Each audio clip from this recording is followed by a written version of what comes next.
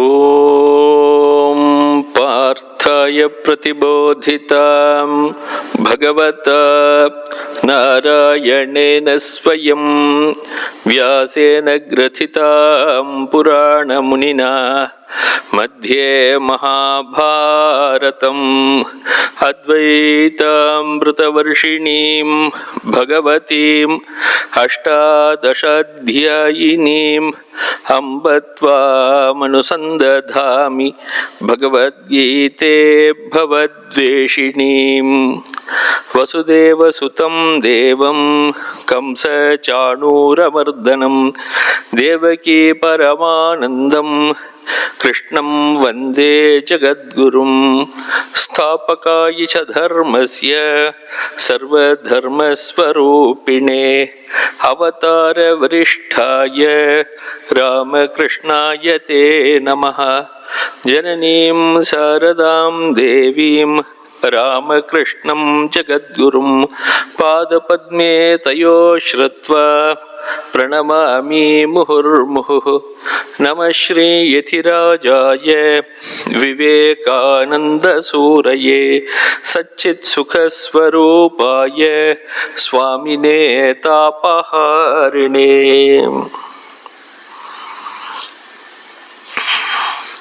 ஸ்ரீமத் பகவத்கீதையில 10வது அத்தியாயம் பார்த்துட்டு இருக்கோம்.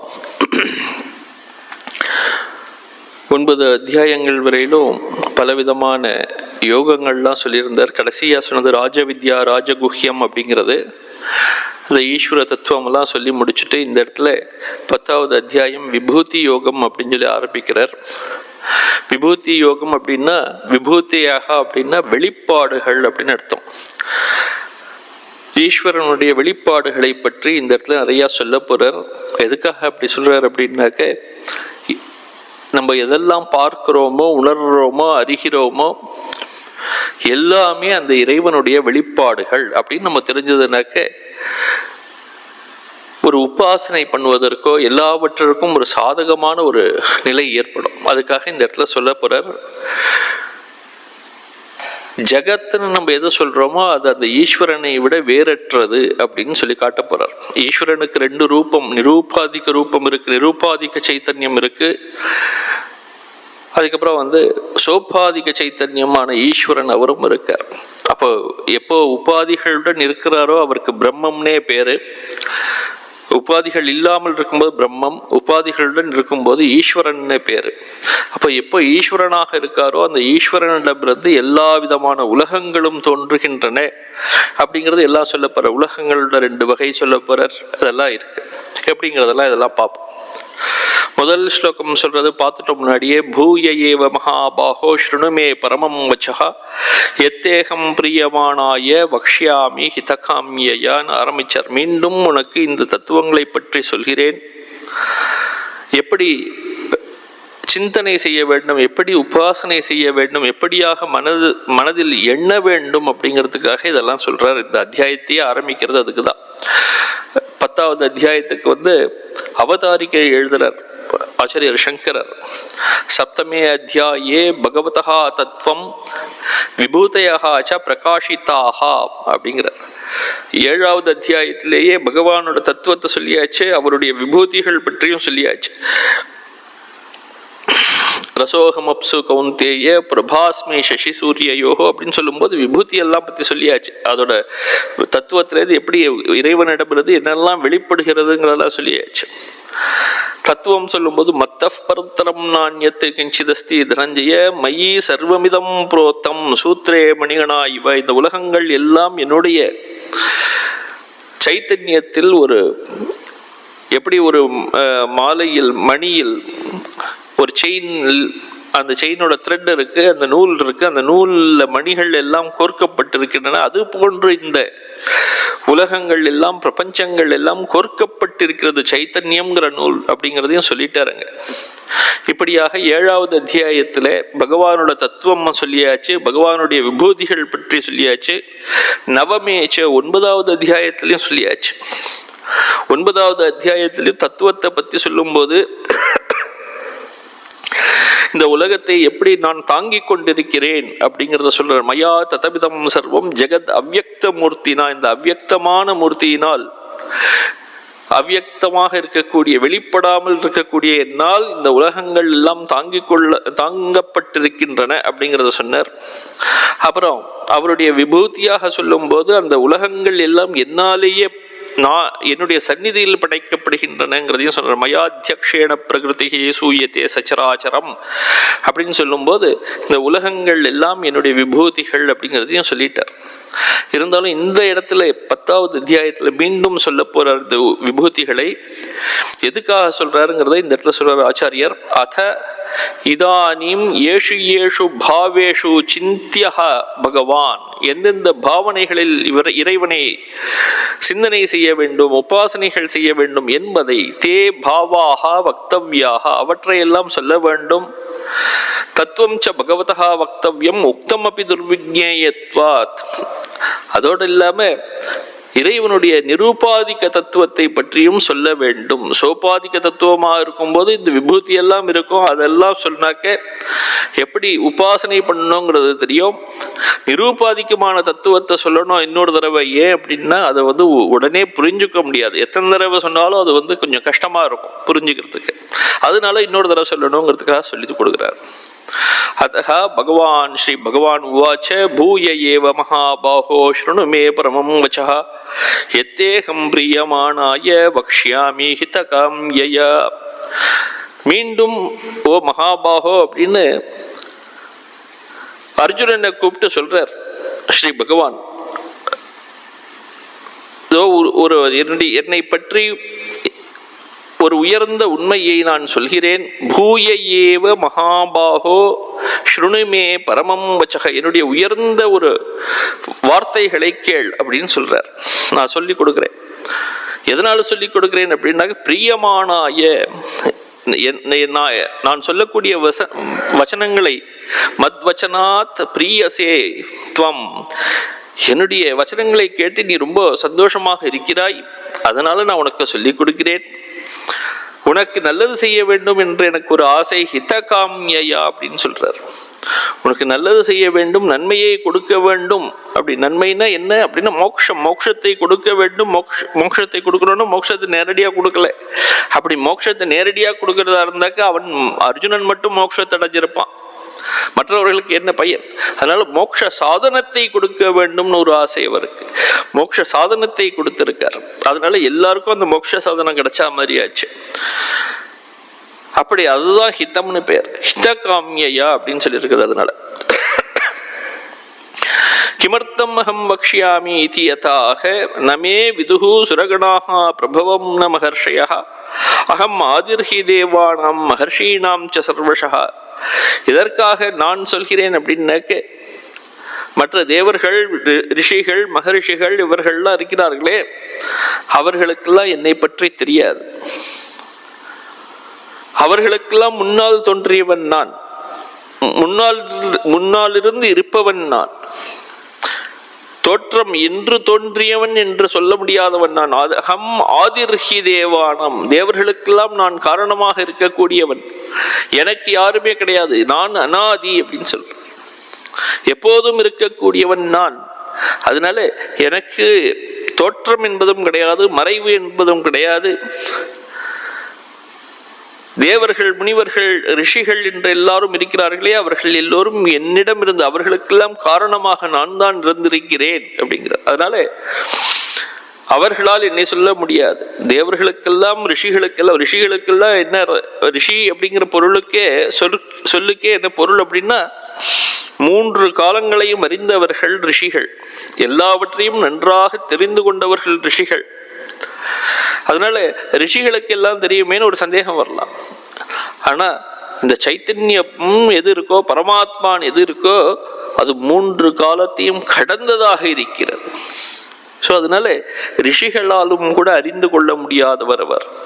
அதனாலதான் சொல்லியிருக்கார், நமே விதுஹு சுரகணாக பிரபவம் ச மகர்ஷக, என்னை பற்றி தேவர்களுக்கும் தெரியாது, மகரிஷிகளுக்கும் தெரியாது. அதனால ஏன் அப்படின்னாக்க அகம் ஆதிர்ஹி தேவானாம் மகர்ஷீனாம், தேவர்களுக்கும் மகர்ஷிகளுக்கும் நான் மூல காரணமாக நான் இருக்கிறேன். எல்லா வகையிலும் நான் மூல காரணமாக இருக்கிறேன். காரணத்தை யாராலும் அறிந்து கொள்ள முடியாது. காரியத்தை எல்லாராலையும் அறிந்து கொள்ள முடியும், காரணத்தை யாராலும் அறிய முடியாது. எல்லாவற்றுக்கும் மூல காரணமாக இருக்கக்கூடிய அந்த பகவானை யாரால் அறிய முடியும்? யாராலும் அறிய முடியாது. யோ மாம் அஜம் அநாதிம் ச வேத்தி லோக மகேஸ்வரம் அசம்மூடஹா சாமர்த்தியேஷு சர்வ பாப்பைஹி பிரமுச்சியதே அப்படின்னு 3வது ஸ்லோகம் சொல்றது. 3வது ஸ்லோகத்துல என்ன தாத்பரியம் அப்படின்னா, 2வது ஸ்லோகத்துல நான் என்னை பற்றி சொல்கிறேன் அப்படின்னு சொன்னார். அப்படிப்பட்ட என்னை பற்றி அறிந்து கொண்டால் என்ன நன்மை கிடைக்கும்? ஏதோ ஒரு பிரயோஜனம் இருக்கணும் இல்லையா? தன்னை பற்றி ஒருவன் தன்னை பற்றி சொல்கிறான் அப்படின்னா அதை பற்றி எதற்காக மற்றவர்கள் அறிந்து கொள்ள வேண்டும்? ஒரு கேள்வி இருக்கு. பரமாத்மா சொல்றார், ஈஸ்வரன் சொல்றார், என்னை பற்றி நான் சொல்கிறேன் அப்படின்னு அவர் சொன்னார்னா அதை தெரிந்து கொண்டால் அவன் ஞானியாக ஆகிறான். சாதாரண மனிதனாக இருக்கக்கூடியவன் மரணத்தை வென்றவனாக ஆகிவிடுகிறான் அப்படிங்கிறார் இந்த 3வது ஸ்லோகத்துல. யார் என்னை பற்றி அறிந்து கொள்கிறார்களோ, யோ மாம் வேத்தி, யார் என்னை அறிகிறார்களோ.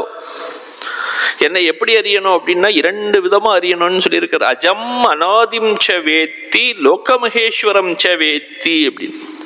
என்னை அஜம் பிறப்பற்றவனாக யார் அறிகிறார்களோ, பிறப்பற்றவன் அப்படின்னா பிறப்பு இருக்கு ஒருத்தனுக்கு அப்படின்னாக்க என்ன அர்த்தம் அப்படின்னா அவனுக்கு ஏதோ ஒரு காரணம் இருக்குன்னு அர்த்தமாச்சு. யாரோ ஒருவர் ஏதோ ஒரு காலத்தில் ஒன்றை பிறப்பித்திருக்கிறார் அப்படின்னு அர்த்தமாச்சு. பிறப்பற்றவன் இறைவன் அப்படின்னு சொல்லும் போது அவருக்கு எந்த காரணமும் கிடையாது. எந்த காரணத்திலிருந்து அவர் பிறப்பார்? காரணமே இல்லை. அதனால அனாதி அப்படின்னு சொல்லியிருக்கு. அனாதினா ஆதியற்றவன் அர்த்தம். ஆதியும் அந்தமும் இல்லாதவன், அப்படிப்பட்டவன். அப்படிப்பட்டவனாக யார் என்னை அறிந்து கொள்கிறார்களோ, அத்துடன் லோக மகேஸ்வரம் வேத்தி, இந்த உலகங்களுக்கெல்லாம் ஈஸ்வரனாக என்னை யார் அறிகிறார்களோ. இப்போ ஆதியும் அந்தமும் இல்லாதவன் அப்படின்னு தன்னை பற்றி சொல்லும் போது எந்த உபாதிகளும் இல்லாமல் தன்னை குறித்துக் கொள்கிறார். எந்த உபாதிகளும் இல்லாமல் இருக்கக்கூடிய பிரம்மமாக சொல்லிக் கொள்கிறார். பிரம்மமாக என்னை யார் அறிகிறார்களோ, அல்லது லோகமகேஸ்வரம், இந்த படைக்கப்பட்ட உலகங்கள் எல்லாவற்றிற்கும் இறைவனாக ஈஸ்வரனாக, ஈஸ்வரன் சொல்லும் போதே அந்த உபாதிகளுடன் இருக்கிறதா எடுத்துக்கணும், சோபாதிக்கமா எடுத்துக்கணும். இந்த சோபாதிக்கமாக யார் என்னை அறிந்து கொள்கிறார்களோ, எப்படி அறிந்தாலும் பரவாயில்ல, இறைவனை நிரூபாதிக்கமாகவும் வச்சுக்கலாம். பொதுவா ஞானிகள் நிரூபாதிக்கமாக அறிந்து கொள்வார்கள், சோபாதிக்கமாக பக்தர்கள் அறிந்து கொள்வார்கள். இந்த சோபாதிக்கமாக அறிந்து கொண்டு தெரிந்து கொண்டு அதுக்கப்புறம் தான் நிரூபாதிக்கமா போக முடியும். இந்த 10வது அத்தியாயம் 11, 12 இந்த 3 அத்தியாயங்களுமே அந்த இறைவனை சோபாதிக்கமாக நிரூபணம் பண்ணுவதற்காக இருக்கு. 13வது அத்தியாயத்திலிருந்து தான் இறைவனை நிரூபாதிக்க சைத்தன்யமாக பரமாத்மாவாக சொல்ல போறார்கள். அதனால இந்த 10வது அத்தியாயம் 11 இறைவனுக்கு உருவம் இருப்பதாகவும், உருவத்தின் வெளிப்பாடுகள், அவருடைய ஐஸ்வர்யங்கள் என்ன, ஐஸ்வர்யங்களில் இருந்து தோன்றியவை என்ன, இதெல்லாம் சொல்ல போறார். அப்படி அந்த இறைவனை நிரூபாதிக்க பரமாத்மாவாகவும் சோபாதிக்க ஈஸ்வரனாகவும் யார் அறிந்து கொள்கிறார்களோ அவன் ஞானியாக ஆகிவிடுகிறான். அசம்மூடஹா சமர்த்தியேஷு அப்படிங்கிறார். மனிதர்களுக்கு, சாதாரண மனிதர்களுக்கு நடுவிலே அவன் ஞானியாக ஆகிவிடுகிறான். ஞானியாக ஆகிவிட்டால் அவனுக்கு என்ன கிடைக்கிறது அப்படின்னா, எல்லா விதமான கர்ம பந்தங்களில் இருந்து விடுபட்டவனாக ஆகிவிடுகிறான். கர்மங்களின் பலன்கள் எதுவும் அவனை தொடுவதில்லை. கர்மங்களின் பலன்கள் எது இருக்கோ அதெல்லாம் ஒரு மனிதனை கட்டுக்குள் வைக்கின்றன. அவன் ஞானியாகி இந்த பந்தங்களில் இருந்து முக்தி அடைந்து மோட்சம் அடைந்து விடுகிறான். சர்வ பாப்பைஹி பிரமுச்சியதே அப்படின்னு சொல்லிடுறார். ஆச்சாரியர் எழுதுறார், யோ மாம் அஜம் அநாதிம் ச அகம் ஆதிஹி தேவானாம் மகர்ஷீனாம். போன ஸ்லோகத்துல சொன்னார் அகம் ஆதிஹி அப்படின்னு, தேவானாம் மகர்ஷீனாம் ச ஆதிஹின்னு போன ஸ்லோகத்துல சொன்னார். அதனால அதையே இங்க எடுத்துட்டு இருக்கார். அஜம் அஜம் அநாதிம் ச, அநாதின்னு அர்த்தம்னா எனக்கு ஆதி யாரும் கிடையாது, நான் தான் மற்றவர்களுக்கு ஆதி. ந மம அந்யஹா ஆதிஹி வித்யதே, எனக்கு வேறொருவர் மூல காரணம் கிடையாது. அதனால அகம் அஜஹா அநாதிஹி ச அப்படிங்கிற அநாதித்வம் அஜத்வே ஹேத்துஹு அப்படிங்கிறது. பிறப்பற்றவன் எப்படி சொல்றோம் அப்படின்னா, அவருக்கு மூல காரணம்னு ஒன்றும் கிடையாது. அப்படி மூல காரணம் இல்லாமல் இருப்பவர், அதனால அவருக்கு பிறப்பற்றவர்னு பேரு வேறு.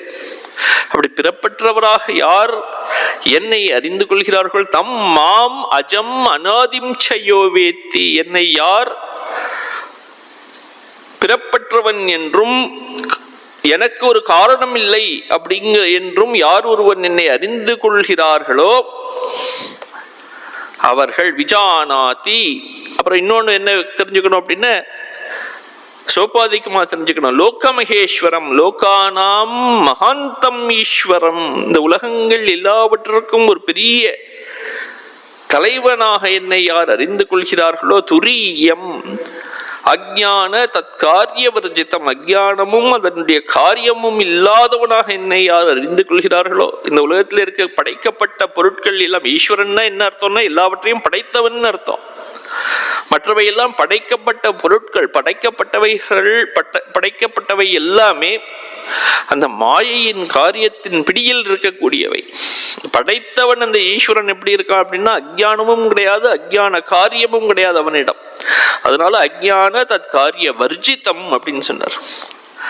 அப்படிப்பட்ட ஈஸ்வரனாக ஒருவன் என்னை யார் அறிகிறார்களோ அவர்கள் அசம்மூடகா சம்மோக வர்ஜிதா, அப்படி மோகங்கள் இல்லாதவனாக ஆகிவிடுகிறான், ஞானியாக ஆகிவிடுகிறான் அப்படின்னு அர்த்தம். சக மர்த்தியேஷு மனுஷ்யேஷு, மனிதர்கள் சாதாரண மனிதர்களுக்கு மத்தியிலே அவன் ஞானியாக ஆகிவிடுகிறான். அதன் பிறகு அவனுக்கு மீண்டும் பிறப்பு என்பது கிடையாது. ஏனென்றால் அவன் மோட்சத்தை அடைந்து விடுகிறான். சர்வ பாப்பைகி பிரமுச்சியதே.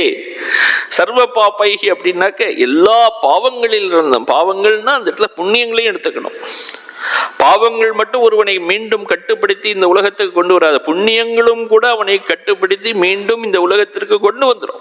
பாவத்தின் பலனை ஒருவன் அனுபவிக்கணும்னாக்க அவன் செய்த புண்ணியங்களோட பலனையும் அவன் அனுபவிச்சுதான் ஆகணும். புண்ணியம் வேண்டும்னா பாபமும் வேண்டும், ரெண்டும் எப்போதும் இருக்கக்கூடியவை. பலன்கிறது தான் உண்மை. பலனுக்கு நமக்கு அனுகூலமாக இருக்கும்போது அது புண்ணியம்னு சொல்றோம். அதே பலன் எப்போ நமக்கு பிரதிகூலமா இருக்கோ அதை பாபம்னு சொல்றோம், அவ்வளவுதான். ஆக புண்ணியமோ பாபமோ எதுவாக இருந்தாலும் எல்லாவற்றிலும் இருந்து ஒருவனை விடுவிக்கிறது.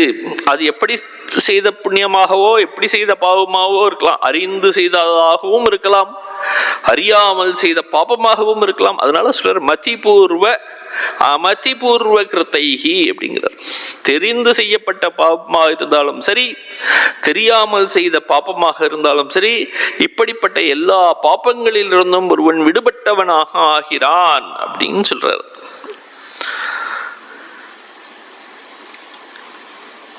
இப்ப லோகமகேஸ்வரம் அப்படின்னு சொன்னார் இல்லையா, உலகங்கள் எல்லாவற்றிற்கும் நான் தலைவனாக இருக்கிறேன் என்பதை அறிந்து கொள்ள வேண்டும்னு சொல்லிட்டாருங்க.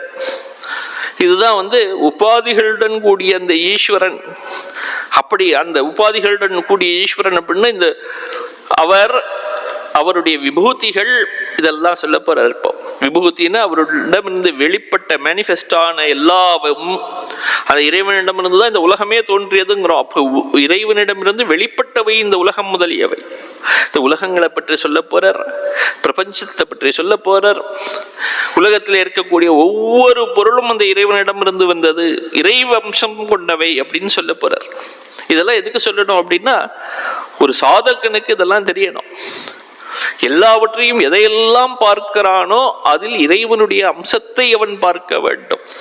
இருப்பவை எல்லாவற்றிலும் நல்லவையோ கெட்டவையோ, வேண்டியவையோ வேண்டாதவையோ, உயர்ந்ததோ தாழ்ந்ததோ, இருக்கக்கூடிய எல்லாவற்றிலும் இறைவனுடைய அம்சத்தை அவன் காண வேண்டும். அப்போ இறைவனிடமிருந்துதான் இவை எல்லாம் தோன்றின அப்படின்னு சொன்னாக்கே அந்த சாதகனுக்கு எல்லாவற்றிலும் இறைவனை பற்றிய ஒரு ஞானம், இறை புத்தி ஏற்படும். உபனிஷதம் சொல்லிக் கொடுக்கிறது, இந்த உலகம் முழுவதையும் எப்போது ஒருவன் இறை வடிவமாக பார்க்கிறானோ அப்போது அவனுக்கு முக்தி அப்படிங்கிறது. ஈஷாவாஸ்யம் இதம் சர்வம் அப்படின்னு ஆரம்பிக்கிறது ஈஷாவாசிய உபனிஷத். இதம் சர்வம், இவை எல்லாம் இருக்கக்கூடியவற்றை எல்லாவற்றையும் ஒருவன் ஈஷாவாஸ்யம் இறைவனாக பார்க்க வேண்டும் அப்படின்னு சொல்லிடுது. இப்ப இறைவனாக பார்க்கணும் அப்படின்னாக்க இவையெல்லாம் இறைவனிலிருந்து வந்தவைங்கிறத காட்டணும் இல்லையா? அதை காட்டுவதற்காக வந்த அத்தியாயம் இது, விபூதி யோகம். இறைவனுடைய வெளிப்பாடுகள் இந்த உலகம். இந்த உலகத்தை 2 விதமாக பிரிக்கிறார். முதல்ல நமக்குள்ளே ஒரு உலகம் இருக்கு, மன உலகம். அப்புறம் வெளியில நம்ம எல்லாம் பார்க்கக்கூடிய இந்த சாதாரண உலகம். நமக்குள்ள இருக்கக்கூடிய உலகம் அதுவும் பெருசு. நமக்குள்ளேயே எத்தனையோ கற்பனை பண்ணலாம். அந்த கற்பனைங்கிறது சாதாரண வெளியில இருக்கிறத விட பெருசா கூட இருக்கும் சில நேரங்கள்ல. அப்ப உள்ளே இருக்கக்கூடிய உலகத்தை படைத்தவரும் அவரே, வெளியே இருக்கக்கூடியவற்றையும் படைத்தவர் அவரேன்னு தெரியணும். முதல்ல இந்த உள்ளே இருக்கக்கூடிய உலகத்தை எடுத்துக்கிறார் இங்க, அதை பத்தி சொல்ல போறார். இப்போ இதஷ்சகம் மகேஸ்வரஹா லோகானாம், இந்த உலகங்களுக்கு நான் மகேஸ்வரன், லோக மகேஸ்வரம் சொன்னாரே. எதனால லோக மகேஸ்வரம் சொல்றார் அப்படின்னா, இந்த பொருட்களை எல்லாம் அவர் படைத்திருக்கிறார் அதனால அப்படிங்கிறார். எந்த பொருட்கள் அப்படின்னா, உள்ளே இருக்கக்கூடிய ஆந்தர உலகமாக இருக்கக்கூடிய உள்ளே இருக்கக்கூடிய உலகம், அதை பற்றி முதல்ல சொல்றார். அதுக்கப்புறம் பின்னாடி வெளியில இருக்கக்கூடிய உலகத்தை பற்றி இந்த விராட்டை பற்றி சொல்ல போறார். முதல்ல உள்ள இருக்கிறத சொல்றார். புத்திஹி ஞானம் அசம்மோகா க்ஷமா சத்யம் தமஹா ஷமஹா சுகம் துக்கம் பவோ பாவோ பயம் ச பயமேவ ச அஹிம்சா சமதா துஷ்டிஹி தபோதானம் யசோ யஷஹ பவந்தி பாவா பூதானம் மத்தயேவ பிருத்தக் விதாஹ அப்படிங்கிற. உள்ளே மனசுல இருக்கக்கூடிய எல்லா விதமான உணர்வுகளையும் சேர்த்து சொல்லிட்டாருங்க. எத்தனையோ விதமான உணர்வுகள் மனுஷனுக்கு வருது இல்லையா? எல்லாமே மத்த ஏவ பிருத்தக் விதாஹா அப்படின்னு சொல்லிட்டார். இப்படி பலவிதமான பாவங்கள் எல்லாம் என்னிலிருந்து தோன்றுகிறது. மத்தக ஏவ அப்படின்னாக்க என்னிடமிருந்துன்னு அர்த்தம். என்னிடமிருந்துன்னு கிருஷ்ணர் சொல்லும் போது ஈஸ்வரனான என்னிடமிருந்து தோன்றுகின்றன, அவற்றுக்கெல்லாம் நான் ஈஸ்வரன், ஈஸ்வரன் தலைவன் அர்த்தம். என்னிடமிருந்து எல்லாம் தோன்றின அப்படின்னு சொல்லிட்டார். எதெல்லாம் தோன்றிருக்கு அப்படின்னா, புத்திஹி அப்படின்னு ஆரம்பிக்கிறார். புத்தி தோன்றியது, ஞானம் தோன்றியது. அந்த ஞானம் எப்படி செயல்படுகிறதோ அதுக்கு பேர் அசம்மோகான்னு பேர். அந்த அசம்மோக புத்தி, விவேக புத்தி, அது தோன்றியது. க்ஷமா தோன்றியது, க்ஷமான பொறுமை, பொறுமை தோன்றியது. சத்தியம் தோன்றியது, சத்தியமான, சத்தியம்னா உண்மைன்னு அர்த்தம், உண்மை தோன்றியது. தமஹா புலனடக்கம் தோன்றியது, மன அடக்கம் தோன்றியது. சுகமும் துக்கமும் மனசிலே இருக்கக்கூடிய இன்ப துன்பங்கள் எல்லாம் தோன்றின. பவம் தோன்றியது, பவம்னு பிறப்பு, மனதின் தோற்றம், அதன் அழிவு, லயம், இதெல்லாம் அதுலதான் தோன்றின. பயம் தோன்றியது, பயமற்ற நிலை தோன்றுகிறது. அஹிம்சை தோன்றியது, எல்லாவற்றையும் சமமாக பார்க்கும் திறமை தோன்றியது. சந்தோஷம் தோன்றியது. தவம் செய்தல் தோன்றியது. தானம் தோன்றியது. யசஸ் தோன்றி, யசஸ்ன புகழ், புகழ் தோன்றியது. இகழும் தோன்றியது. இப்போ இதெல்லாம் அஹிம்சை தோன்றியதுன்னு சொல்லும்போது துக்கமோ துன்பப்படுத்துதலும் தோன்றியதுன்னு எடுத்துக்கணும். எல்லாமே இருக்கக்கூடியவை எல்லாமே அந்த இறைவனிடமிருந்து தோன்றின. மனதிலே ஒரு மனிதனுக்கும் என்னென்னலாம் உள்ள இருக்குமோ இருக்கக்கூடியவை எல்லாம் அந்த இறைவனிடமிருந்து தோன்றின. அந்த இறைவன் இல்லாமல் இவை எல்லாம் இல்லை. உதாரணம் சொல்லணும்னாக்க, ஒரு இந்த டிவி ப்ரொஜெக்டர், இந்த சினிமா ப்ரொஜெக்டர் வச்சுக்கலாம். சினிமா ப்ரொஜெக்டர்லேருந்து அங்கே ஒரு ஃபில்ம் இருக்கும், ஃபில்ம்லேருந்து ஒரு வெளிச்சத்தை போட்டு ஒரு ஒளியை வைத்து அந்த ஃபில்ம் வழியாக கொண்டு வரும்போது திரையிலே பலவிதமான உருவங்கள் வந்து தெரிகின்றன. அந்த உருவங்கள் தெரிவதற்கெல்லாம் காரணம் அந்த திரை தான் அப்படின்னு சொன்ன அதுதான். அந்த திரையிலே எந்த விதமான உருவங்கள் வேண்டுமானாலும் வந்து தெரியலாம். அந்த திரை மீது எல்லா விதமான உருவங்களும் வந்து செல்கின்றன. அந்த உருவங்கள், இந்த உருவம், அந்த உருவம், ஒரு யானை வருகிறது, ஒரு புலி வருகிறது, ஒரு வெவ்வேறு மிருகங்கள் வருகின்றன. அதையெல்லாம் பார்ப்பதற்கு பலவிதமான மனிதர்கள் வந்து செல்கிறார்கள். இப்படி வரக்கூடிய எத்தனையோ விதமான உருவங்கள் எல்லாவற்றுக்கும் ஆதாரமாக இருப்பது அந்த திரை. அதுபோன்று இங்கு ஈஸ்வரன் எல்லா விதமான உள்ளே இருக்கக்கூடிய பாவனைகள் எல்லாவற்றையும் படைத்திருக்கிறார். அந்த பாவனைகளால் அவர் மாறுவதில்லை, அவர் இருந்து கொண்டிருக்கிறார். எப்படி திரை மாறுவதில்லையோ வருகின்ற மிருகங்களாலோ மனிதர்களாலோ அந்த திரைக்கு எந்த விதமான ஆபத்தும் ஏற்படுவதில்லை. அந்த திரை அது மாதிரி இருந்து கொண்டிருக்கிறது, ஒரு மாற்றமும் இல்லாமல் இருக்கிறது. அந்த திரையின் மீது வரக்கூடிய மனிதர்களும் மிருகங்களும் மாறி மாறி வந்து சென்றாலும் கூட திரை என்பது மாறாமல் இருக்கிறது. திரைக்கு மேல் இருக்கக்கூடிய எல்லா அந்த உருவங்கள் மாறிக்கொண்டிருக்கின்றன. இப்போ இந்த அத்தியாயத்திலே அந்த உருவங்களை பற்றி பேசப் போகிறார். விபூதி அப்படின்னா அந்த உருவங்கள், திரைக்கு மேலே வரக்கூடியவை எல்லாம்.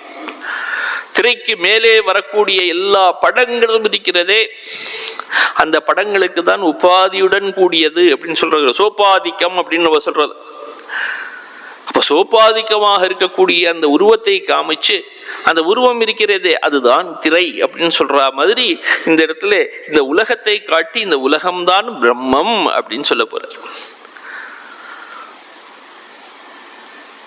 எப்பொழுது அந்த திரையின் மீது இருக்கக்கூடிய உருவங்கள் எல்லாம் மறைந்து வெறும் திரை மட்டும் இருக்கிறதோ அது நிருபாதிக்க சைத்தன்யத்துக்கு சமம். எந்த உபாதிகளும் இல்லாமல் இருக்கக்கூடிய பரமாத்மாவுக்கு சமம். அவர்தான் அஜம் அநாதிம் அப்படின்னு சொன்னது. அஜமாகவும் பிறப்பற்றவராகவும் காரணமற்றவராகவும் இருக்கக்கூடியவர் அவர். அப்படிப்பட்ட பரமாத்மா தியானத்திற்கு உபாசனைகளுக்கு எப்போதுமே சோபாதிக்கமாக இருக்கக்கூடிய இறைவனுடைய விபூதிகள் எல்லாம் ரொம்ப எளிமையா இருக்கும். அப்படி அதன் மீது உபாதிகளுடன் இருக்கக்கூடிய ஈஸ்வரன் மீது மனசை ஒருமுகப்படுத்த கடைசியிலே நிருபாதிக்கமாக இருக்கக்கூடிய பரமாத்மாவை எளிமையில் அடைந்து விடலாம். அதனாலதான் இந்த இடத்துல விபூதியை பற்றி சொல்றாருங்க.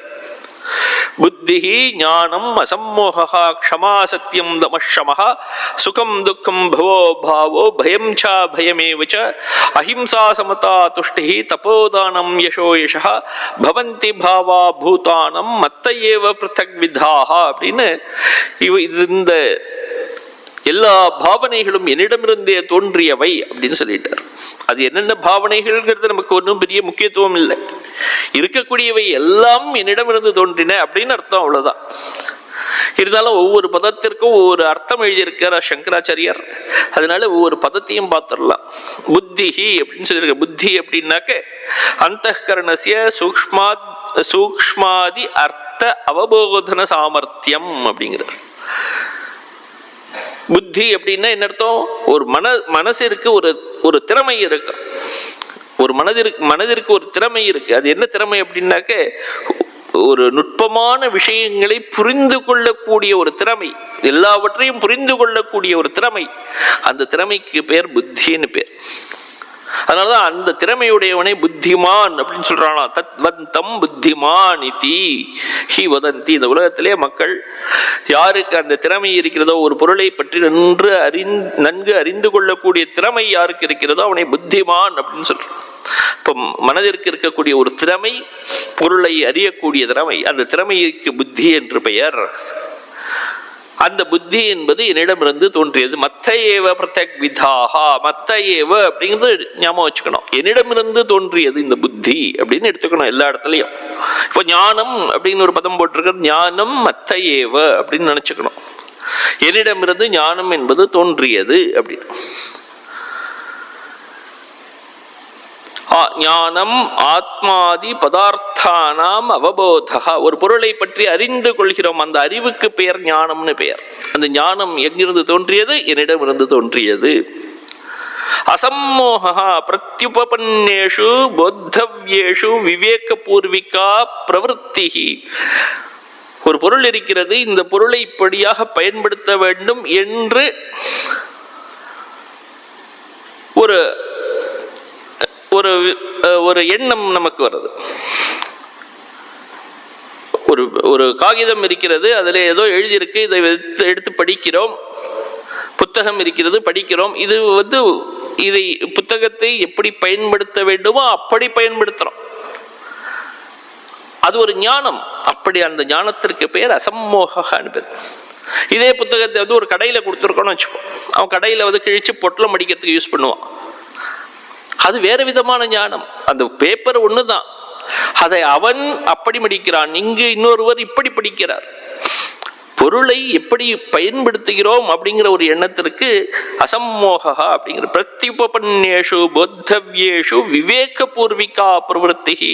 ஒரு ஞானத்துடன் அந்த செயலில் ஈடுபடுகிறான் இல்லையா, அதற்கு பேர் அசம்மோகா அப்படின்னு. அதுவும் என்னிடமிருந்து வந்தது. க்ஷமா, க்ஷமான பொறுமை, அந்த பொறுமை என்பது என்னிடமிருந்து வந்தது. க்ஷமாங்கிற பதத்துக்கு அர்த்தம் எழுதுறாருங்க, ஆக்ருஷ்டஸ்ய தாடிதஸ்ய வா அவிகிருத சித்ததா அப்படிங்கிறார். யாராவது நம்மளிடம் கோபப்படுகிறார்கள், நம்மை திட்டுகிறார்கள்னு வச்சுப்போம், இல்லைன்னா அடிக்கவே அடித்து விடுகிறார்கள், அவர்களிடமும் கூட நம்முடைய மனம் எப்போது ஆடாமல் அசையாமல் ஒரு நல்ல நிலையில் இருக்கிறதோ, திரும்பவும் அவர்கள் மீது நாம் கோபப்படாமல் எப்பொழுது இருக்கிறோமோ அதற்கு பேர் க்ஷமான்னு பேரு, பொறுமைன்னு பேர். அப்படிப்பட்ட அந்த பொறுமையும் என்னிடமிருந்து தான் வந்தது. மத்த ஏவ அப்படின்னு சொல்லிட்டார். சத்தியம், சத்தியமும் என்னிடமிருந்து வந்தது. சத்தியம்னா என்ன அர்த்தம்னு இங்க சொல்றாரு. யதாதிருஷ்டஸ்ய யதாஸ்ருதஸ்ய ச ஆத்மானுபவஸ்ய பரபுத்தி சக்ராந்தயே ததா ஏவ உச்சாரியமானா வாக் சத்தியம் உச்சியதே. சத்தியம்னா என்ன அப்படின்னா பேசுதல், உண்மையை பேசுதல் அப்படின்னு சொல்லிட்டு. உச்சாரியமான வாக்குக்கு பெயர், சொல்லப்படும் வார்த்தைக்கு சத்தியம் என்று பெயர். எப்படி சொல்லப்படக்கூடிய வார்த்தை அது அப்படின்னாக்க, யதாதிருஷ்டஸ்ய யதாஸ்ருதஸ்ய ச ஆத்மானுபவஸ்ய, தான் எப்படி அனுபவித்தானோ அதை அப்படியே சொல்லணுமா, எப்படி எதை பார்த்தானோ அதை அப்படியே, யதாதிருஷ்டஸ்ய பார்த்ததை பார்த்தபடி சொல்லணும், யதாஸ்ருதஸ்ய எதை கேட்டானோ கேட்டதை கேட்டபடி சொல்லணும். அப்படி சொல்வதற்கு பெயர் உச்சாரியமான வாக்குக்கு சத்தியம் என்று பெயர். பரபுத்தி சங்கிராந்தையே, மற்றவருக்கு புரிய வைக்கும்படி சொல்லணுமா, அப்படி சொல்லுவதற்கு பெயர் சத்தியம் என்று பெயர். அப்படிப்பட்ட அந்த சத்தியமும் என்னிடமிருந்து தோன்றியது. தமஹா என்னிடமிருந்து தோன்றியது. தமஹா அப்படின்னா பாஹ்யேந்திரிய உபசமஹா, புலன்களின் அடக்கத்திற்கு பெயர் தமம்னு பெயர். அதுவும் என்னிடமிருந்து தோன்றியது. ஷமஹா அந்தఃகரணஸ்ய, மனம் அடக்கம், மன அடக்கத்திற்கு பெயர் ஷமம்னு பெயர். அந்த ஷமமும் என்னிடமிருந்து தோன்றியது. சுகம் என்னிடமிருந்து தோன்றியது. சுகம்னா சுகமா இருக்கிறது, ஆஹ்லாதகா ஆனந்தம்னு பெயர். சுகம்னாக்க அந்த மனம் ஆனந்தமா இருக்கு அப்படின்னு சொல்றோம் இல்லையா, அந்த ஆனந்தம் என்னிடமிருந்து தோன்றியது. துக்கம் துக்கமும் என்னிடமிருந்து தோன்றியது. துக்கம்னா சந்தாபகா அப்படின்னு சொல்லியிருக்கு. துக்கம்னே நமக்கு புரியும். துக்கம் என்னிடமிருந்து தோன்றியது. பவஹா என்னிடமிருந்து எல்லாம், உலக பொருட்கள் எல்லாம் தோன்றதுன்னு மனமும் என்னிடமிருந்து தோன்றியது. உத்பவஹா, உத்பாவம்னா தோன்றுதல் அர்த்தம். அதுவும் என்னிடமிருந்து தோன்றியது. அந்த தோன்றியவை எல்லாம் என்னிலேயே லயமும் அடைய போகின்றன. அபாவக பவோ பாவோன்னு சொன்னார் இல்லையா, அபாவகா தத் விபர்யான்னு சொல்லிட்டார். தோற்றத்திற்கு எதிராக இருக்கக்கூடிய அந்த லயமும் என்னிடமிருந்து தான் தோன்றியது. பயம் ச பயமே வச்ச, பயமும் அபயமும், பயம்னா அச்சம், அச்சம் தோன்றியதும் என்னிடமிருந்துதான். அச்சத்துக்கு எதிராக இருக்கக்கூடிய பயமின்மை இருக்கே, அதுவும் என்னிடமிருந்துதான் தோன்றியது. அஹிம்சா என்னிடமிருந்துதான் தோன்றியது. அஹிம்சா அப்படின்னாக்க மற்ற உயிரினங்களுக்கு துன்பம் விளைவிக்காத நிலைக்கு அஹிம்சை என்று பெயர். ஹிம்சைன்னு துன்பம் செய்வது, அஹிம்சை என்பது துன்பம் செய்யாத நிலை. பிராணினாம் அபீடாகரணம் அப்படின்னு சொல்றார். மற்ற பிராணிகளை, உயிரினங்களை துன்பம் செய்யாமல் இருக்கும் நிலைக்கு அஹிம்சை என்று பெயர். அந்த அஹிம்சையினிடமிருந்து தோன்றியது. சமதா அப்படின்னு சொல்லியிருக்க. சமத்தை அப்படிங்கிறது, சமத்தைன்னாக்க எல்லாம் சமமாக பார்க்கிறது. சமச்சித்ததா, எல்லாவற்றையும் ஒன்றாக பார்ப்பது. அப்படி அதுவும் என்னிடமிருந்து தோன்றியது. துஷ்டிஹி, துஷ்டியும், துஷ்டினா சந்தோஷம்னு அர்த்தம். ஆனந்தத்துக்கும் சந்தோஷத்துக்கும் ஒரு வித்தியாசம் இருக்கு. சந்தோஷம் எப்படி வருது அப்படின்னாக்க, போதும் என்ற மனமே பொன் செய்யும் மருந்துன்னு சொல்றோமே. அப்ப போதும் அப்படிங்கிற எண்ணம் எங்க இருக்கோ அந்த இடத்துக்கு தான் சந்தோஷம் வரும். அதுதான் சந்தோஷம்னு சொல்றது. பர்யாப்த புத்திஹி, பர்யாப்த புத்திஹின போதும் என்ற மனம். எதுல போதும்? லாபேஷு அப்படிங்கிற, லாபம் கிடைக்கிறது.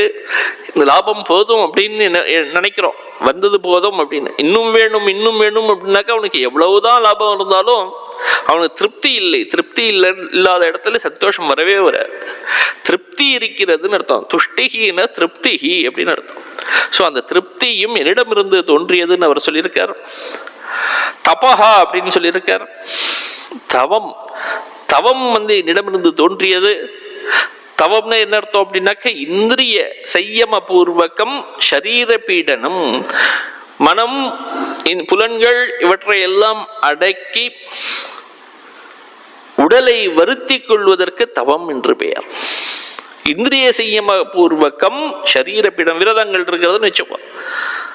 ஏகாதசி இருக்கு, ஒரு நாள் முழுவதும் உணவு அருந்தாமல் இருக்கிறான். தன்னுடைய உடலை தானே வருத்தி கொள்கிறான். இறைவனை அணுக வேண்டும்ங்கிறதுக்காக, இறைவன் மீது மனதை வைக்க வேண்டும் அப்படிங்கிறதுக்காக. மனம் அங்கங்கு செல்லக்கூடாதுங்கிறதுக்காக செய்யறான். அதெல்லாம் மனம் அங்கங்கு செய்யக்கூடாதுன்னா அவற்றை அடக்கியவனாக இருக்கிறான். புலன்களை அடக்கியவனாகவும் மனதை அடக்கியவனாகவும் இருந்து கொண்டு செய்யப்படுவதற்கு தவம் என்று பெயர். தானம், தானமும் என்னிடமிருந்து தோன்றியது.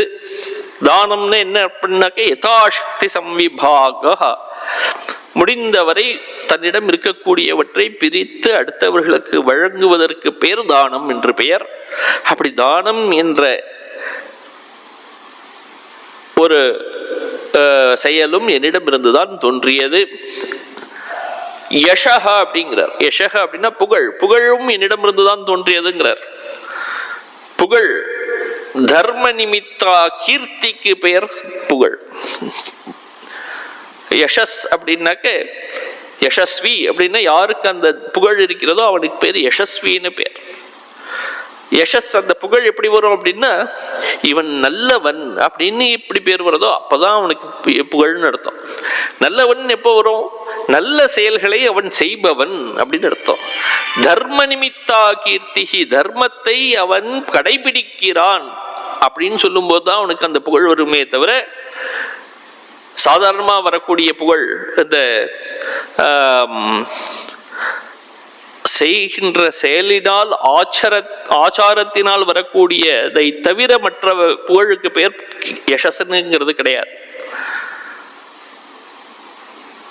சினிமாவிலோ இல்ல அரசியலிலோ இல்ல விளையாட்டிலோ ஏதோ ஒரு நாள் எப்படியோ ஒரு புகழ் வந்துடுதுன்னா அதுக்கு பேர் யசஸ்ன்னு கிடையாது. அது வேற ஏதாவது பேர் வச்சுக்கலாம். அது யசஸ் அப்படிங்கிறது கேரக்டர்ன்னு நம்ம சொல்றோமே, எப்போ அந்த கேரக்டர் இருக்கிறதோ,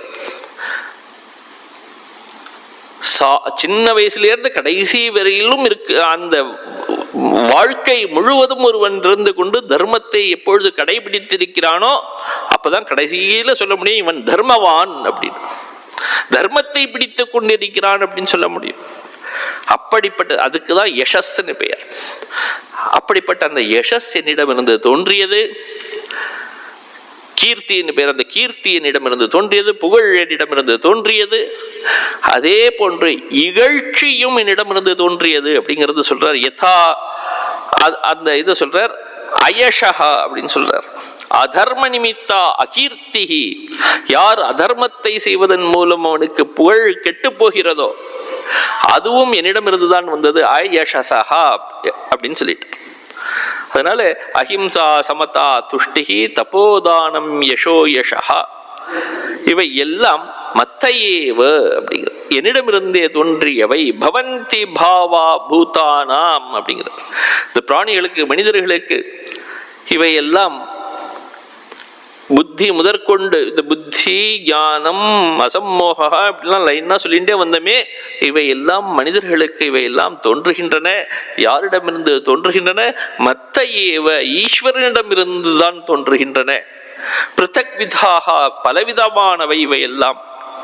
இவையெல்லாம் எப்படி மனிதர்களுக்கு தோன்றுகின்றன அப்படின்னா, ஒவ்வொரு மனிதனுக்கும் அவர்களுடைய கர்மங்கள் இருக்கின்றன. கர்மானுசாரேன கர்மானுரூபேன ஸ்வகர்மானுரூபேனு அப்படிங்கிற ஒவ்வொருவருடைய கர்மங்களை அனுசரித்து அதற்கு தகுந்தாற் போல் இவையெல்லாம் ஒவ்வொரு மனிதனுக்கும் தோன்றுகின்றன. அவையெல்லாம் என்னிடமிருந்து தோன்றுகின்றன. இதுலேருந்து என்ன தெரியுது அப்படின்னா, அவர் கர்ம பலன்களை கொடுப்பவர்னு அர்த்தமாச்சு. யார் கர்ம பலன்களை கொடுப்பவர்? ஈஸ்வரன் தான் கர்ம பலன்களை கொடுப்பவர். கர்ம பலன்கள்லாம் அங்கிருந்து தான் வருது. அதனால அது ஈஸ்வரனுடைய சோபாதிக்க ரூபத்தை அந்த இடத்துல சொல்லியிருக்கார். அடுத்த ஸ்லோகத்தில் சொல்ற 6வது ஸ்லோகத்துல மகர்ஷியா சப்த பூர்வே சத்வாரோ மனவஸ்ததா மத்பாவா மானசா ஜாதா ஏஷாம் லோக இமாஃப் பிரஜாஹா அப்படிங்கிறது. இந்த என்னிடமிருந்து இன்னும் நேரா தோன்றியவர்கள்லாம் பத்தி நான் சொல்றேன் அப்படின்னு சொல்லி ஆரம்பிக்கிறார். மகர்ஷிகளுக்கெல்லாம் முன்னாடியே சொன்னார், மகர்ஷிகளுக்கெல்லாம் என்னை பற்றி தெரியாது, தேவர்களுக்கும் என்னை பற்றி தெரியாது. ஏனென்றால் நான் அவர்களுக்கெல்லாம் ஆதியாக இருக்கக்கூடியவன், காரணமாக இருக்கக்கூடியவன் அப்படின்னு சொல்லிட்டார். எல்லோருக்கும் காரணமாக நான் இருக்கிறேன் அப்படின்னு சொல்லிட்டார். இந்த இடத்துல சொல்றார், என்னிடமிருந்து அவர்கள்லாம் தோன்றியவர்கள் பாருங்க அப்படின்னு சொல்றார். மகர்ஷயா சப்தபூர்வே, மகர்ஷிகள் இருந்தார்கள். 7 மகர்ஷிகள், முதல் மகர்ஷிகள் ஆதி ரிஷிகளாக இருந்தார்கள். அத்ரி, பிருகு, குத்ஸ, வசிஷ்ட, கௌதம, காஷ்யப, இப்படியாக இருந்த மகர்ஷிகள் இல்லைன்னா இப்படி வச்சுக்கலாம். பிருகு, மரீச்சி, அத்ரி, புலஸ்தியா, புலக மகர்ஷி, கிரது, வசிஷ்டர், இப்படி 7 மகர்ஷிகள் எல்லோரும் ஒவ்வொரு மன்வந்திரத்திலும் வெவ்வேறு மகர்ஷிகள் இருப்பா. இப்படி இருக்கக்கூடிய மகர்ஷிகள் எல்லாம் என்னிடமிருந்து தோன்றியவர்கள். மனுக்களும் கூட 4 மனுக்கள் இருந்தார்கள். 4 மனுக்களும் கூட என்னிடமிருந்து தோன்றியவர்கள் தான். சத்வாரோ மனவஸ்ததா அப்படின்னு சொன்னார். மத்பாவா மானசாஜாத்தாக, என்னிடமிருந்து என்னுடைய மனதிலிருந்து உதித்தவர்கள் அவர்கள். அவர்களும் மத்பாவாக என்னுடைய சக்திகளை கொண்டவர்களாக இருக்கிறார்கள். எனக்கு என்னென்ன சக்திகள்லாம் இருந்ததோ அந்த சக்திகள்லாம் எல்லா சக்திகளையும் அவர்களுக்கும் கொடுத்திருந்தேன். எப்படி அப்படின்னா, இப்போ சூரியன் இருக்கு, சூரியனிலிருந்து பிரதிபிம்பம் கண்ணாடிகளில் தெரியறதுன்னு வச்சோம். சூரியனுடைய பிரதிபிம்பம் கண்ணாடியில் இருக்கு. இந்த அறையில் சூரியன் உள்ள வர முடியாது, ஏன்னா இந்த மேலே கூரை இருக்கு. சூரியனுடைய வெளிச்சம் வெளியில இருக்கு. வெளியில ஒரு கண்ணாடியை வச்சு அதை இந்த அறைக்கு உள்ள திருப்பினாக்க அந்த சூரியனுடைய வெளிச்சம் இங்கேயும் வரப்போறது. சூரியனுடைய தன்மை என்ன அப்படின்னா, அந்த வெளிச்சத்தை கொடுக்கிறது. அந்த சூரியன் தன்னுடைய கதிரின் மூலம் வெளிச்சத்தை எல்லா இடத்துக்கும் கொடுக்கிறது. இப்போ அந்த கண்ணாடி தான் இந்த ரிஷிகள் போல, மனுக்கள் போல. அவர்களும் என்ன பண்ணுகிறார்கள் அப்படின்னா, சூரியனுடைய வெளிச்சத்தை எப்படி இந்த கண்ணாடி உள்ளே திருப்புகிறதோ அதே போன்று அந்த இறைவனுடைய தன்மையை எல்லா இடங்களிலும் பிரதிபலிக்கிறார்கள். இறைவனுக்கு என்ன தன்மைகள் இருக்கிறது? அந்த அஹிம்சை, இது போல பலவிதமான நல்லது செய்ய வேண்டும், உலகங்களை படைக்க வேண்டும், அந்த ஈஸ்வரத்துவம் இருக்கிறது. அந்த ஈஸ்வரத்துவம் வச்சிருக்கிறார்கள் அவர்கள். அதனாலதான் மத்பாவாக அப்படின்னு சொல்றாரு, என்னுடைய தன்மைகளை கொண்டவர்களாக இருக்கிறார்கள் அப்படிங்கிறார். ஏஷாம் லோக இமாஃப் பிரஜாஹா, அவர்களிடமிருந்து இந்த உலகங்கள் படைக்கப்பட்டன. இந்த உலகத்தை படைத்தவர்கள் இந்த மகரிஷிகளும் இந்த மனு முதலிய 4 மனுக்களும் இருந்து கொண்டு இந்த உலகங்கள் எல்லாவற்றையும் அவர்கள் படைத்தார்கள் அப்படின்னு சொல்லி சொல்றார். மகர்ஷியா சப்த பிருகுவாதய, பிருகு முதலிய மகர்ஷிகள் பூர்வே பழங்காலத்தில் இருந்தார்கள். அதீத கால சம்பந்தினகா, ஏதோ பழங்காலத்தில் இருந்தவர்கள் அவர்கள் எல்லாம். சத்வாரோ மனவஸ்ததா, மனுக்கள் 4 பேரும். சாவர்ணாகா அப்படின்னு ஆரம்பிக்கிறது. இதி பிரசித்தாக, இது போல 4 விதமான மனுக்கள் அவர்கள்லாம் இருந்தார்கள். தேச்ச மத்பாவாக, அவர்கள் எப்படிப்பட்டவர்கள் அப்படின்னாக்க மத்கத பாவனா, வைஷ்ணவேன சாமர்த்தியேன உபேதாக. விஷ்ணுவுக்கு, ஈஸ்வரனான விஷ்ணுவுக்கு எப்படிப்பட்ட சாமர்த்தியம் இருந்ததோ, தன்மைகள் இருந்ததோ, திறமைகள் இருந்ததோ, அந்த தன்மைகள் எல்லாவற்றையும் கொண்டவர்களாக இருந்தார்கள். மத்கத பாவனா, என்னிடம் இருந்த தன்மைகள் எல்லாம் அவர்களுக்கு இருந்தன. மானசாஜாத்தாக, மனசிலிருந்து தோன்றியவர்கள். மனசாயேவ உத்பாதித்தாக, என்னுடைய மனதிலிருந்து தோன்றியவர்கள். என்னுடைய மனதினாலேயே அவர்களை தோற்றுவித்தேன். நினைச்ச மாத்திரத்தில் அவர்கள் தோன்றினார்கள் அர்த்தம். அவர்கள் எல்லாம் படைக்கப்படட்டும், நான் நினைச்சேன், உடனே படைக்கப்பட்டவர்களாக ஆகிவிட்டார்கள். மனசாயேவ உத்பாதித்தாக மயா, என்னால் படைக்கப்பட்டவர்கள் அவர்கள். ஜாத்தாக உற்பன்னாக, தோன்றியவர்கள் அவர்கள். அப்படிப்பட்டவர்கள், அவர்களிடமிருந்து இந்த உலகங்களும் மனிதர்களும் பிறந்தார்கள் அப்படின்னு சொல்றார். ஏஷாம் மனூனாம் மகர்ஷீனாம் ச சிருஷ்டிஹி, இந்த மகர்ஷிகளும் மனு முதலியவர்களும் இருந்து கொண்டு இந்த உலகங்கள் முதலியவற்றை எல்லாம் படைத்தார்கள். லோகே இமாஹா பிரஜாஹா, இங்க இருக்கக்கூடிய இந்த உலகத்தில் இருக்கக்கூடிய எல்லாவற்றையும் அவர்கள் படைத்தார்கள். எப்படிப்பட்டவர்கள் அப்படின்னா, ஸ்தாவர ஜங்கமாக, ஸ்தாவரமாகவும் ஜங்கமமாகவும் அசைவதாகவும் அசையாததாகவும் இருக்கக்கூடிய எல்லாவற்றையும் அவர்கள் படைத்தார்கள். அப்போ என்ன ஆச்சு அப்படின்னா, இருக்கக்கூடிய எல்லா படைப்புகள் எல்லாம் அந்த இறைவனிடமிருந்து வந்தவர்கள். இறைவனுடைய விபூதிகள், விபூதின வெளிப்பாடுகள், இறைவனுடைய விபூதிகளாக இருக்கக்கூடியவர்கள். இங்க இருக்கக்கூடிய அத்தனை மனிதர்களும் அத்தனை உயிரினங்களும் எல்லாம் இந்த இறைவனுடைய குழந்தைகள் அப்படின்னு தெரிஞ்சு. அப்போ அப்படின்னா என்ன அர்த்தம்? மனிதர்களை சாதாரண மனிதர்களாக பார்க்கக்கூடாது, அவர்களிடம் இருக்கக்கூடிய அந்த தெய்வீக அம்சத்தை காண வேண்டும். ஒவ்வொரு மனிதனிலும் அந்த தெய்வீக அம்சம் இருக்கிறது. சுவாமி விவேகானந்தர் சொல்றார், ஒவ்வொரு மனிதனிடமும் அந்த தெய்வீக அம்சம் இருக்கிறது. அந்த தெய்வீக அம்சத்தை வெளியில கொண்டு வரதுதான் ஒரு மனுஷனுடைய நோக்கம். அப்படி அவன் கொண்டு வந்து விட்டானே ஆனால் தன்னிடம் அந்த தெய்வீகம் இருக்கிறதுன்னு அவனுக்கு தெரிஞ்சிருந்தாக்க, தன்னை போலவே மற்றவனும் இல்லையா, அப்ப அவனிலும் தெய்வீகம் இருக்குங்கிறது அவனுக்கு அப்பதான் புரியும். மற்றவனை ஒருவன் எப்படி தெய்வமாக காண்பான்? தன்னுள் இருக்கக்கூடிய அந்த தெய்வீகத்தை ஒருவன் உணர்ந்து கொண்டு விட்டானே ஆனால் இருப்பதெல்லாம் இறைவனே அப்படின்னு காண்பான். அந்த உபனிஷத் வாக்கியம் ஈஷாவாஸ்யம் இதம் சர்வம்ங்கிறது அப்பதான் அவனுக்கு உண்மையாகும். அதுவரையிலும் அவனுக்கு இருக்கக்கூடிய ஞானம்ங்கிறது புத்தகத்தில இருந்து வரக்கூடிய ஞானம்.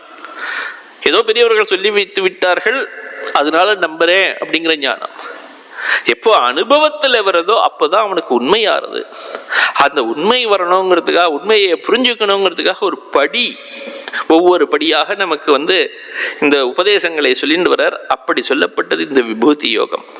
விபூதி யோகத்தில் இருக்கக்கூடியவை எல்லாவற்றையும், படைக்கப்பட்டவை எல்லாவற்றையும் இறைவனாக, இறைவனுடைய அம்சமாக ஒருவன் காண வேண்டும் அப்படிங்கிறது தெரியுது. இன்னும் பலவிதமான இதை சொல்ல போறார். இப்ப இத்தனை நேரம் சொன்னது எல்லாம் மனதுக்குள்ளே இருக்கக்கூடிய, ஆந்தரமாக இருக்கக்கூடிய படைப்புகள். அஹிம்சை, புத்திஹி, ஞானம், அசம்மோக, க்ஷமா, சத்தியம், தமஷமா, இவையெல்லாம் மனசுக்குள்ளே இருக்கக்கூடிய இந்த படைப்புகள். இதுக்கப்புறம் வெளியில இருக்கக்கூடிய படைப்புகளை பற்றியும் சொல்ல போறார். அதெல்லாம் கொஞ்சம் கொஞ்சமாக அடுத்த இதில் நம்ம பார்க்கலாம். ஓம் சாந்தி சாந்தி சாந்தி. ஹரி ஓம் தத்சத். ஸ்ரீராம கிருஷ்ணார்ப்பணமஸ்து.